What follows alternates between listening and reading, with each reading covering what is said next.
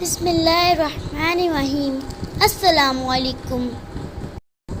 آج کا جو ہمارا واقعہ ہے وہ ہے حاتم طائی اور بادشاہ کا واقعہ۔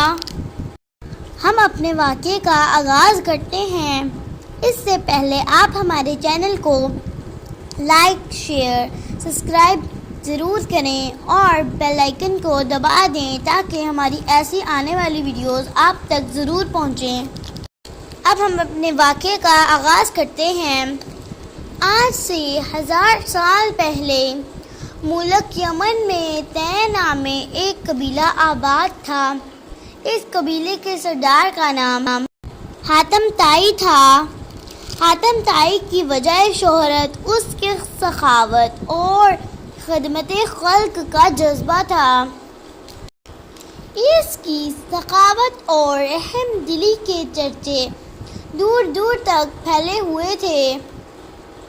اس وقت عرب پر ایک نوفل نامی شخص حکومت کرتا تھا۔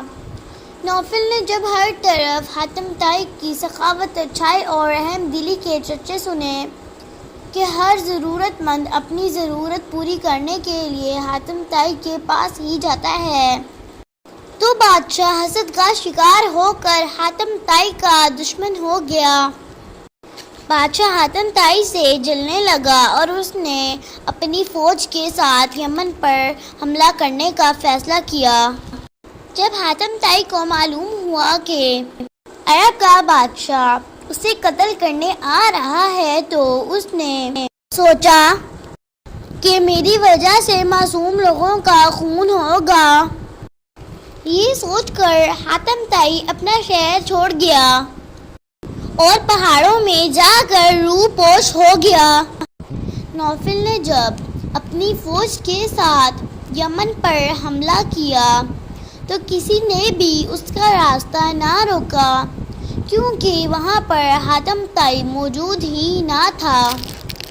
بادشاہ نے حاتم طائی کا سارا مال و اسباب لوٹ لیا اور ملک میں اعلان کروایا کہ جو کوئی حاتم طائی کو ڈھونڈ کے لائے گا اس کو بہت بڑا انعام دیا جائے گا۔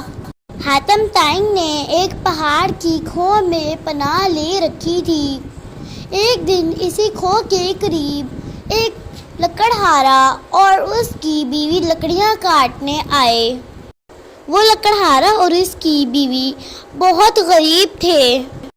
لکڑیاں کاٹتے ہوئے انہوں نے آپس میں حاتم طائی کے بارے میں گفتگو کی تو لکڑہارے کو اس کی بیوی نے کہا، کاش ہمیں حاتم طائی مل جائے اور ہم اسے بادشاہ کے حوالے کر کے بادشاہ سے بہت سا انعام حاصل کر لیں۔ یہ سن کر حاتم طائی پہاڑ کی کھو سے باہر آ گیا اور حاتم طائی لکڑہارے سے مخاطب ہو کر کہا، میں ہی حاتم طائی ہوں، مجھے بادشاہ کے پاس لے جاؤ اور انعام حاصل کر لو، جلدی کرو اس سے پہلے کوئی مجھے پکڑ کر بادشاہ کے پاس لے جائے اور تم دونوں ہاتھ ملتے ہی رہ جاؤ۔ حاتم طائی کی باتیں سن کر لکڑہارے نے کہا، تمہارا بہت بہت شکریہ، لیکن میں اپنے پیٹ کے لیے کسی کی جان خطرے میں نہیں ڈال سکتا۔ تو کچھ لوگوں نے حاتم طائی کو لکڑہارے کے پاس کھڑا دیکھ لیا اور اس کو پکڑ کر بادشاہ کے پاس لے گئے۔ لکڑہارا اور اس کی بیوی ان سب کے پیچھے آ گئے اور بادشاہ کے حضور پیش ہو گئے۔ بادشاہ نے جب ان سے پوچھا کہ حاتم طائی کو کس نے پکڑا ہے تو ان میں سے ایک نے کہا، میں نے پکڑا ہے۔ دوسرے نے کہا، میں نے پکڑا ہے۔ تیسرے نے کہا، میں نے پکڑا ہے۔ اسی طرح سب نے کہا، میں نے پکڑا ہے۔ لکڑہارا اور اس کی بیوی خاموش رہے۔ بادشاہ نے کہا، حاتم طائی تم بتاؤ تمہیں کس نے پکڑا ہے؟ تو حاتم طائی نے کہا، مجھے لکڑہارے اور اس کی بیوی نے پہلے پکڑا تھا۔ یہ لوگوں نے مجھے دیکھا اور پکڑ کر آپ کے پاس لائے اور انعام حاصل کرنے کے لیے جھوٹ بول رہے ہیں۔ تو بادشاہ نے لکڑہارے سے کہا، تم بتاؤ کہ اسے تم نے پکڑا ہے۔ تو لکڑہارے نے کہا، میں اور میری بیوی پہاڑ کی کھو کے قریب لکڑیاں کاٹ رہے تھے، اور میری بیوی نے کہا کاش ہمیں حاتم طائی مل جائے اور ہم اس کو پکڑ کر بادشاہ کے پاس لے جائیں اور بہت انعام حاصل کر لیں۔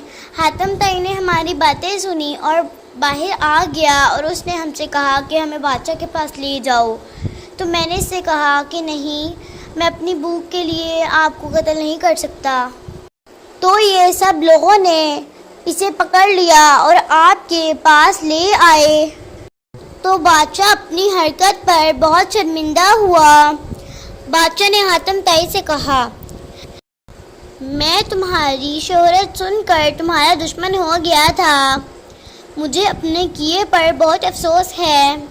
تم سچ میں ایک اچھے اور نیک دل انسان ہو جو ہر حال میں دوسرے کی مدد کرتا ہے، چاہے اس کے لیے اسے اپنی جان ہی کیوں نہ خطرے میں ڈالنا پڑے۔